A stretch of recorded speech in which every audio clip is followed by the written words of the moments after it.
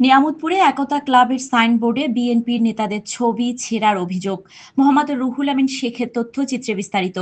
নওগাঁর নিয়ামতপুর উপজেলার ভাবিচা ইউনিয়নের কুমিরজোল গ্রামে গত ২৯শে মার্চ রাতে কুমিরজোল একতা ক্লাবের মূল ফটকে থাকা জাতীয়তাবাদী দল বিএনপির সাইনবোর্ডে বিএনপির প্রতিষ্ঠাতা ও স্থানীয় নেতার ছবি ছেঁড়ার অভিযোগ উঠেছে।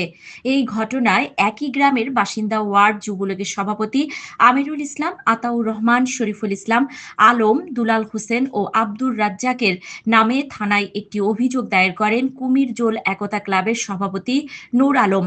নূর আলম বলেন, বিগত ২০০৮ সালের পর থেকে স্থানীয় আওয়ামী লীগের দোসর অনেকবার আমাদের উপর হামলা করেছে, মারধর করেছে। বর্তমানে আবারও ক্লাবে থাকা শহীদ রাষ্ট্রপতি জিয়াউর রহমান, সাবেক প্রধানমন্ত্রী খালেদা জিয়া, তারেক রহমান সহ সাবেক ৩ বারের সংসদ সদস্য বীর মুক্তিযোদ্ধা ডাক্তার মোহাম্মদ সালেক চৌধুরীর ছবি বিকৃতভাবে ছিঁড়েছে। ক্লাবের সদস্যদের মধ্যে বিভ্রান্তি সৃষ্টি করার জন্য এরকম ঘটনা ঘটিয়েছে বলে মনে করি। যারা এমন জঘন্য ও হীনমন্যতার কাজ ঘটিয়েছে তাদের দ্রুত দৃষ্টান্তমূলক শাস্তির দাবি জানাচ্ছি। আমরা ২০১১ সাল থেকে এই ক্লাব উদ্বোধন করছি এবং এই ক্লাবের সভাপতি আমি নিজেই। আমি মোহাম্মদ নূর আলম শেখ। ২০০৮-এর পর থেকে আমাদের উপর এই আওয়ামী লীগের দোসর যারা আছে তারা কিন্তু বিগত দিনে অনেকবার হামলা করছে এবং এই গ্রামে আসে আমাকে মারিয়েছে। এটা দেশবাসী বা এই গ্রামের সবাই জানে। আমি কিন্তু একটা মনে করেন যে অনেক নির্যাতিত আমি একজন ব্যক্তি। এই ক্লাবের সভাপতি আছি, আমাদের জোট আছে, আমাদের মনে করেন যে একজোটি থাকার কারণে আমাদের সাথে আওয়ামী লীগ বিগত দিনে পারেনি।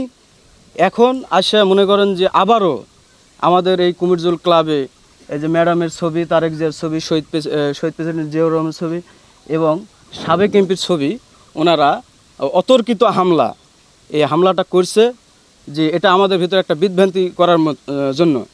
তো আমি প্রশাসনের কাছে গেছি এবং আমি মামলা করছি। তারা আসবে, তারা তদন্ত করবে। এখান থেকে ওরা আমার আশা যে এটা সুষ্ঠু একটা তদন্তের মাধ্যমে এই দোষীদেরকে ধরে নিয়ে যা আইনের আওতায় নিবে। এ বিষয়ে কুমিরজোল গ্রামের শাহাবুদ্দিন, শহীদ, আজিজ, ফাদিল, আব্দুল গফুর সহ অনেকে বলেন, এটি চক্রান্ত করে এমন কাজ করেছে আওয়ামী লীগের কতিপয় দুষ্কৃতিকারীরা।